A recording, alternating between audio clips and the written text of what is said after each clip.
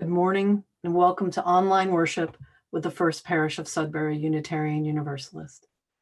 There's a button below this window that enables you to receive the order of worship, so please click on it to follow along. Our meeting house has been a gathering place for our evolving congregation for over 380 years. To ensure the health and well-being of our members and friends, we have moved online for the time being. We hold our meeting house in our hearts and minds as an anchor to our commitment and faith with one another. Wherever or however we gather, we endeavor to create a space where all are welcome, whether one is a longtime member or if you just found your way here this morning, you are welcome. Each and all of you are encouraged to safely bring your whole self to this forum, all of your respective beliefs, identities, gladness, and sorrows. Leave nothing about yourself behind. We are so happy you are with us this morning. Our reading is by Reverend John Millspaw. All too often, we pace the geometries of our walled gardens, believing we are traversing the whole of creation. With spirits of discovery, let us uncover the mysteries nested in our routines with the eagerness of children.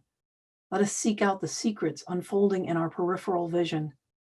Let us behold each fellow creature with reverence.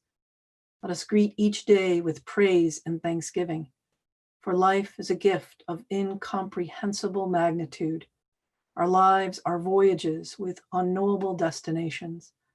Along the way, let us meet, kiss, challenge, and support one another.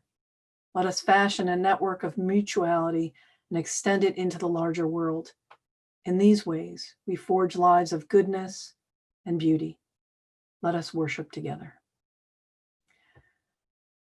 Please join me in lighting your chalice if you have one at home and saying our chalice lighting.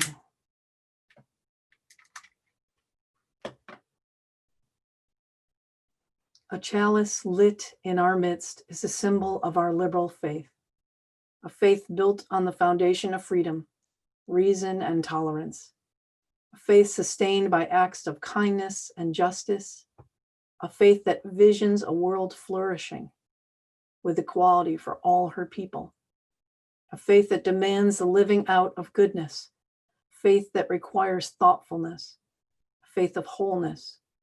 This tiny flame is a symbol of the spark of all this within each of us.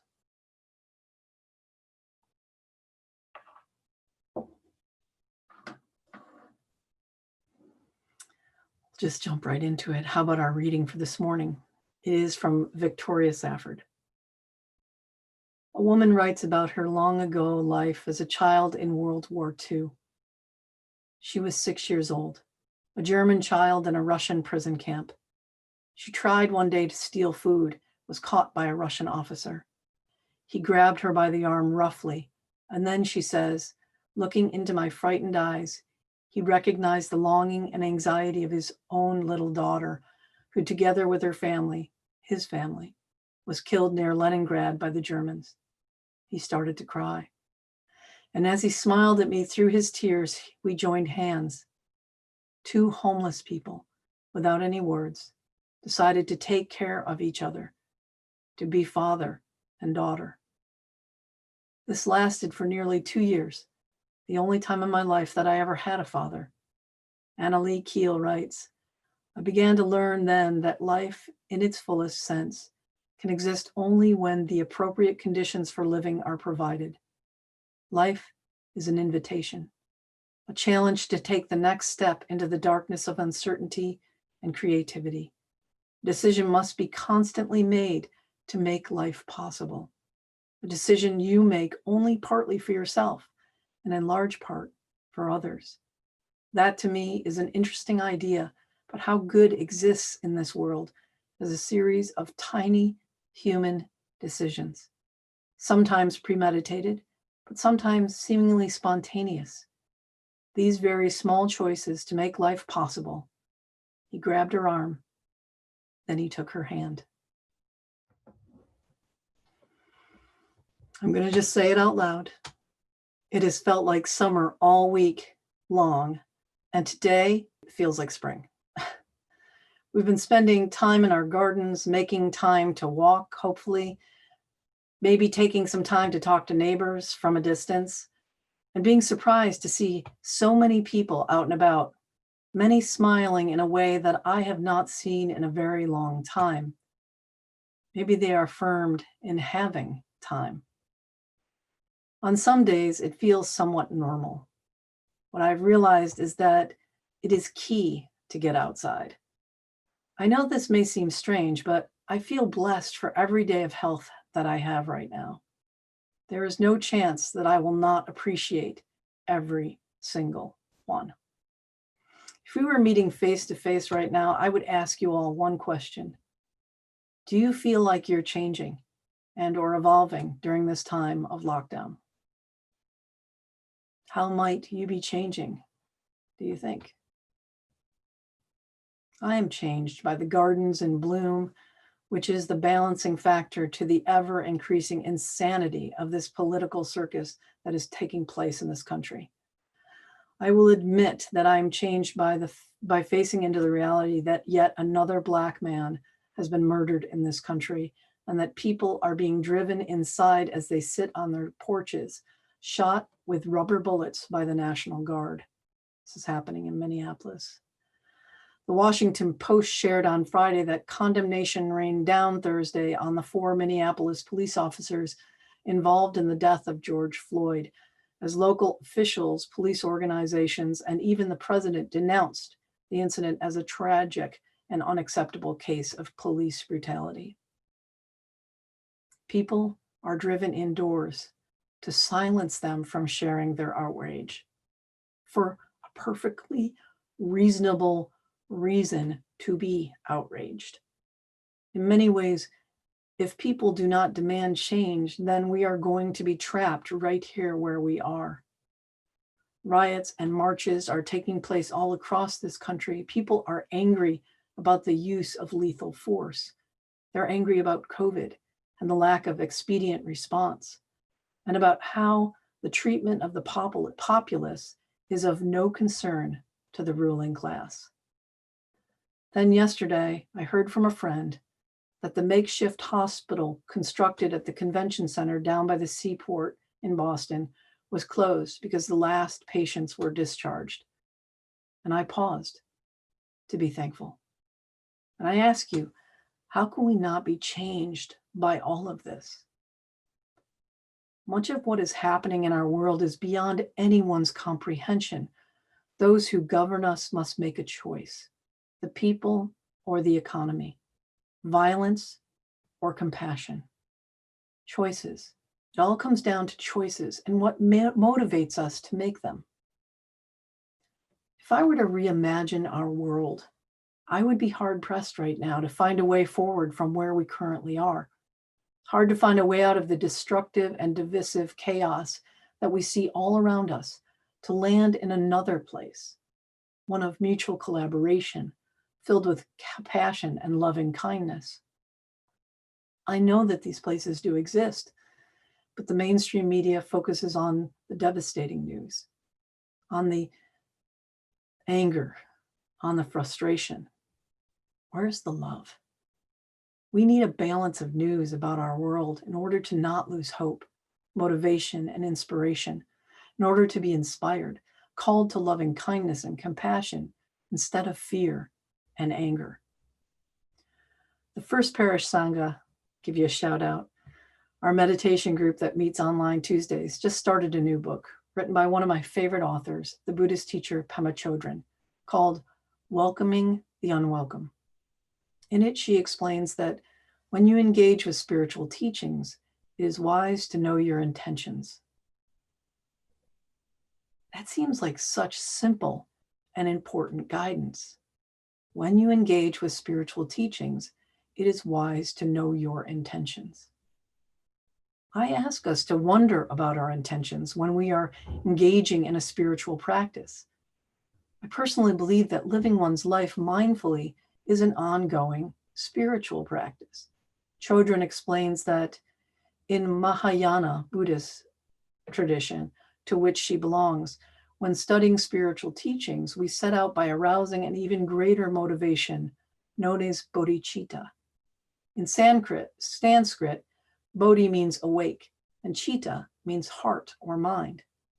Our aim is to fully awaken our heart and mind, not just for our own greater well-being, but also to bring benefit, solace, and wisdom to other living beings.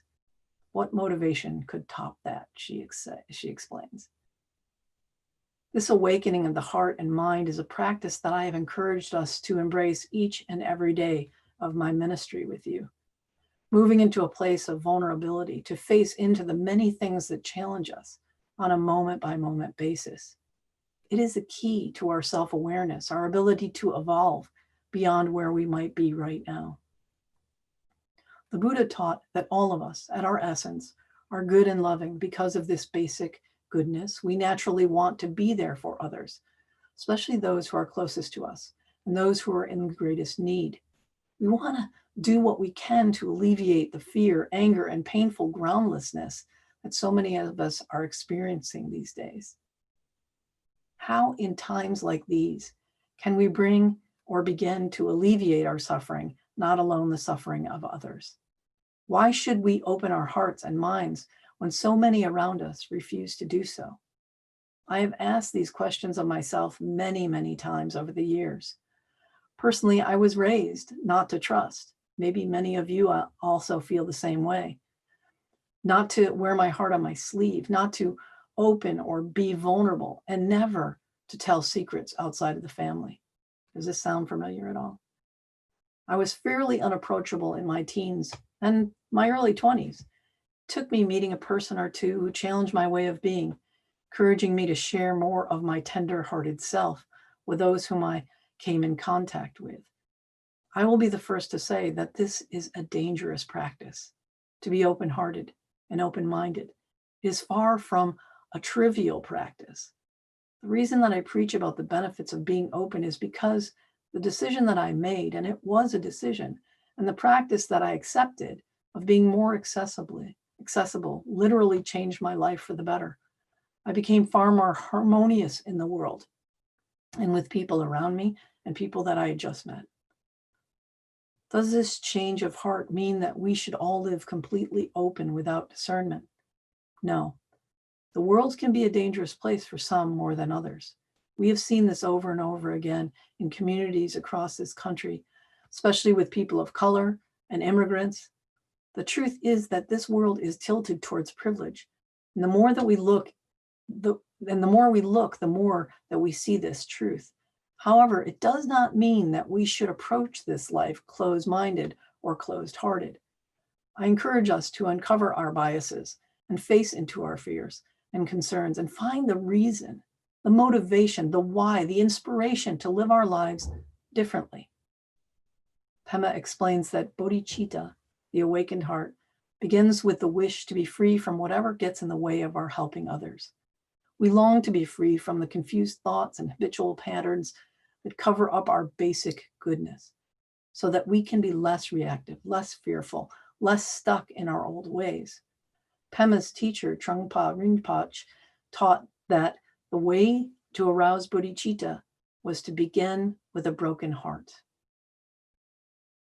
Now that seems real and true. Begin with a broken heart. This is an incredible and very motivated place to start from. If any of you have had your hearts broken, which I'm sure you have, you know what I mean. Protecting ourselves from pain over and over again, our own and that of others, has never worked. Everyone wants to be free from their suffering, but the majority of us go about it in ways that only make things worse, shielding ourselves from the vulnerability of all living beings, which includes our own vulnerability. It cuts us off from a full experience of life. Right there, that is the treasure. That is a lesson that I learned, which infused my life enough to motivate change and allowed me to be more available and present to others. Ultimately, unshielding myself helped me to be more present and open to give and receive genuine love and care. Putting so much effort into protecting our hearts from pain hurts us over and over again, even when we realize it's unhelpful. This is a hard habit to break. It's a natural human tendency. We go against the grain of this tendency. Instead of shying away, we arouse the bravery to take a direct look at ourselves and the world. Courage is the inspiration that it truly takes. And honestly, I'm still learning this. We can touch in with bodhicitta by simply allowing ourselves to experience our own raw feelings without getting sucked into our thoughts and stories about them. For instance, Pema shares, when I'm feeling lonely, I can blame myself, or I can fantasize about how nice it would be to have someone to spend time with. But I also have the opportunity to simply touch into that lonely feeling and discover bodhicitta is right there in my own vulnerable heart. I can realize that my own loneliness is no different from the loneliness everyone else on this planet experiences. We are not alone in our loneliness. One does not need to be a Buddhist to uncover these lessons. Many of the world's religions endeavor to help people to find courage and the inspiration to thrive. I have heard from many of my Christian friends that they rely on the loving grace of God to help them to move beyond fear to a place of courage. They give up their desire for control and give that need to control over to their God. In many ways, I wonder if this is easier to have a faith and rely on a deity outside of oneself. The concept of a deity can offer hope and a sense of certainty to those who tend to seek outside of themselves. The same is true for Hindus, who rely on family gods that give them the confidence to continue on in good faith. Muslims turn to Allah, pray throughout the day for peace and connection to their God. In many ways, being without a deity, in my opinion, makes life a bit harder. With that said, I personally believe that those of us without a deity need to stretch further, go deeper to make meaning, and grow beyond the construct of secular Western society. It's not an easy road, but it's a worthwhile one. Especially now, a time in history when we face challenges like we have never seen before. It is up to us to respond differently, not repeating the lessons that our forebears learned over and over again. As Pema shared, it will take us stepping out of our rut in order to change and evolve ourselves in the world. Stepping out of our rut. That is why this morning's sermon title is, Are We Ready? If we are not ready, what will it take for us to get ready?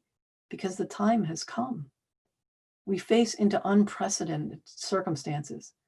It will take us, those of us with faith and courage, to forge ahead, even though we are affronted on all sides. We are powerful, and yes, we can make a difference because it is up to us. We are already making a difference in our commitment to flatten the curve. But what about climate change or racism or nationalism that we are affronted by? Remember, our aim is to fully awaken our heart and mind, not just for our own greater well-being, but also to bring benefit, solace, and wisdom to other living beings. It is easy to struggle and suffer for ourselves, but are we willing to struggle and suffer for others? It is up to us to ignite our altruistic selves for all living kind. This pandemic is an important lesson for us to unpack, to embrace. The fear of illness and death has forced us to be altruistic, to wear face masks, just not for ourselves, but for others. My friends, we can evolve in order to change our world.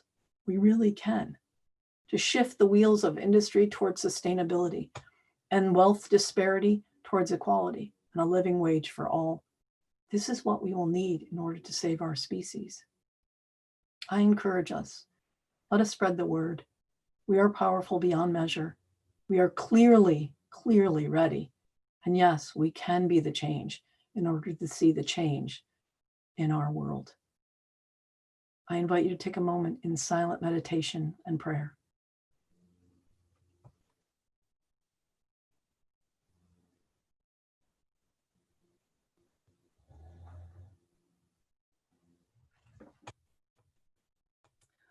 Follow along with me as we extinguish our chalice this morning.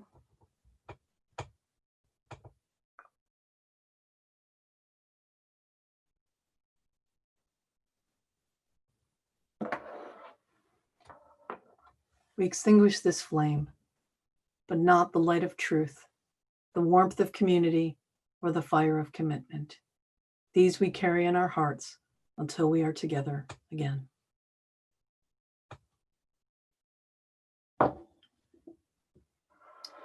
Thank you for gathering with us online for worship this morning. While we are meeting online, we will be offering the opportunity to gather to share milestones and announcements directly after, as is our tradition, a postlude. All are invited to the coffee hour, including and especially any visitors who attend our online worship. After the music stops, please click the coffee hour button below the screen next to the order of worship and the offering buttons, and you will be moved to a Zoom room. I encourage you to click. We look forward to seeing you there. Our closing words. Our time in worship has come to an end. May we move forward in our Unitarian Universalist call for peace and justice. Remember that there are miles behind you and many more ahead as you journey on toward wholeness. May all that is good and true guide your way. May the joy of love lighten every step, and the miracle that is life be ever in your sight. So may it be. Blessed be. Amen.